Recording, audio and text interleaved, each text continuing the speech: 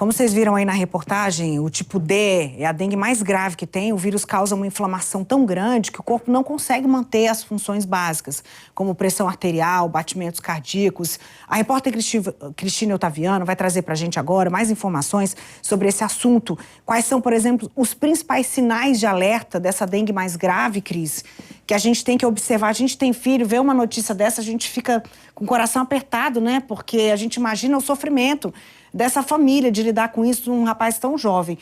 Tem sinais que essa dengue dá pra gente? A gente vive esse sentimento junto, né, Neila? Bom dia para você, viu? Bom dia para quem está com a gente aqui no DF no Ar, com essa missão importante de te contar os sinais de alerta a respeito dessa doença, que ainda está em situação de emergência aqui dentro do Distrito Federal e que pode te levar aí a, de repente, evitar o avanço, né, de complicações ainda mais graves. A gente convidou o Dr. Henrique Lacerda, que está aqui do meu lado, ele é infectologista e ele veio contar para a gente, viu, Neila, quais são os pontos a serem observados durante uma situação dessa de tratamento contra a dengue. Doutor Henrique, obrigada por estar aqui com a gente, seja muito bem-vindo no DF no Ar. A gente tem muitos pais, muitas mães, pessoas que estão preocupadas com essa situação da dengue. Importante explicar que não são todos os tipos que avançam para uma gravidade, mas quando a doença é grave, ela pode trazer complicações, inclusive, lá dentro do hospital.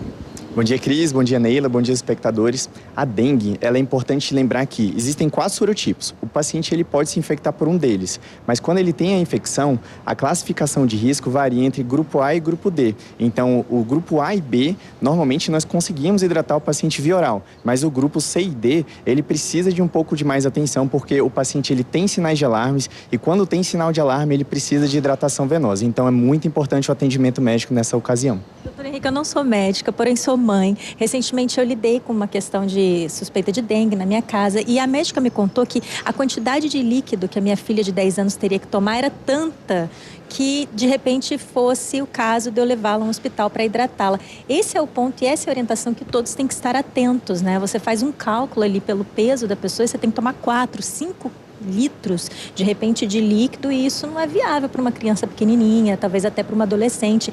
E essa é a necessidade da pessoa realmente buscar uma ajuda médica para tomar aquele soro na veia, e isso realmente faz muita diferença. Cris, nesse caso, é importante que a população e o paciente saibam identificar quais são os principais sinais de alarme. Então, se é uma criança, por exemplo, nesse caso, se ela tem sonolência, letargia, náuseas, vômitos, sangramentos, isso já caracteriza por si só sinal de alarme. Então, ela não vai conseguir fazer a hidratação via oral, principalmente se estiver vomitando, suficiente para que ela não sofra com a desidratação, que é uma das complicações em decorrência da infecção. Além de não dar para beber tanta água, o que faz diferença nessa questão da dengue, nesse rebolado em relação aos sintomas, é exatamente essa questão da hidratação, porque isso é um ataque importante da dengue, desidrata o organismo por dentro. Para um adulto com caso leve da doença, o grupo de risco A ou B, a gente consegue fazer, por exemplo, 60 ml por quilo por dia de hidratação via oral para esses pacientes, mas a gente está falando de um adulto. Mas se ele tem já uma hemoconcentração, uma concentração do sangue muito grande por causa da desidratação da doença, ele não vai conseguir tomar esse tanto de água suficiente. E aí a desidratação ela pode evoluir com formas mais graves, dependendo do caso do paciente. E aí depois, quando entra no hospital, os tipos de tratamento podem avançar para a necessidade de medicações muito fortes. E é o que aconteceu nesse caso que a gente está vendo aqui agora. E aí, realmente, o médico tem que usar ali os paliativos que estão à mão, não tem outro jeito. É importante ressaltar para a população que, da forma grave da doença, o vírus causa uma inflamação tão grande no paciente que ele não consegue manter as suas funções básicas funcionantes. Então, os batimentos cardíacos, a pressão arterial, e aí ele pode acabar necessitando do uso de drogas muito fortes. E essas drogas, elas vão causar uma vasoconstrição para manter as funções básicas ali funcionantes artificialmente. Então, as mãos podem ficar sem circulação, os pés podem ficar sem circulação, consequentemente, ele pode evoluir com uma necrose e até indicação de amputação, como o caso dessa criança. A gente tem uma pergunta do estúdio, porque a Neila também quer participar aqui da nossa conversa, quer, de alguma maneira, trazer mais informações, né, Neila? Ô, Cris, a gente está falando de hidratação e a gente aprendeu há muitos anos que uma forma de hidratar em casa, à mão, é o soro caseiro, aquele que mistura água, sal e açúcar. Faz algum efeito em situações de dengue que a criança está começando a desidratar ou não? Vou perguntar para o doutor Henrique. Doutor Henrique, a Neila está perguntando a respeito daquele soro caseiro que a gente aprendeu a fazer em casa, água, sal e açúcar. Faz diferença dar isso aí para a criança ou não? A água é suficiente, depender da quantidade, pronto, socorro. Muito boa pergunta, Neila. É importante que os pacientes do grupo de risco que a gente trata ambulatoriamente, ou seja, em casa, eles tenham que tomar daquela quantidade total de água, 1/3 de soro caseiro, ou sal de reidratação oral que a gente pega no postinho ou compra na farmácia. Então, 1/3 do total da hidratação precisa ser de soro, por quê?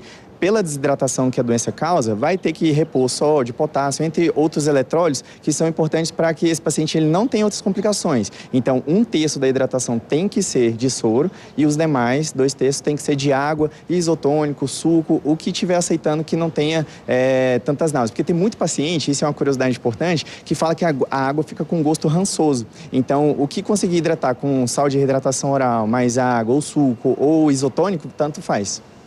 Ô, Neila, acho que é interessante também a gente contar aqui para as pessoas quais são os sintomas que a gente observa, principalmente, doutor Henrique, nas crianças e nos mais velhos, porque eles têm organismos mais frágeis, então eles acabam sendo os mais suscetíveis. O senhor estava falando fraqueza e tudo, a coloração muda também, a pessoa está reclamando, está mais fraquinha ali, a gente é em temporada de dengue, quando é a questão do alerta? Porque a gente sabe também que as tendas de dengue estão com bastante pacientes, os hospitais em geral. Então, quando fala assim, não, agora eu tenho que encarar, mesmo que seja uma fila de horas ali para essa hidratação.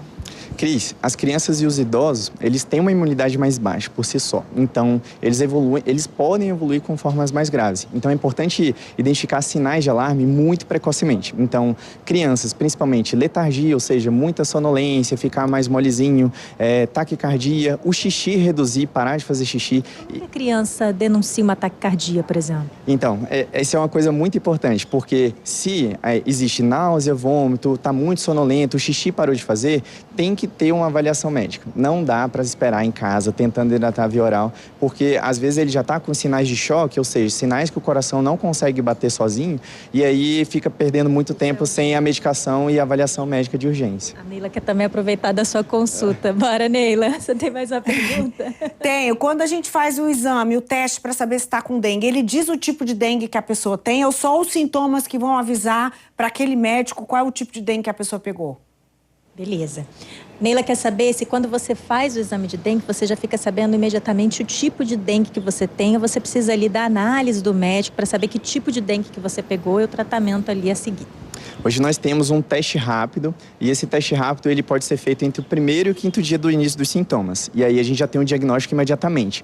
Só que a gente não consegue nesse teste rápido saber quais dos 4 sorotipos que nós temos ali naquela infecção no momento. Então é importante que se o paciente tem sinal de alarme, ele precisa de uma avaliação médica. Mas se ele não tem também e ele tem o diagnóstico de dengue, ele precisa ser avaliado porque ele tem que saber quanto de hidratação que ele precisa tomar por dia.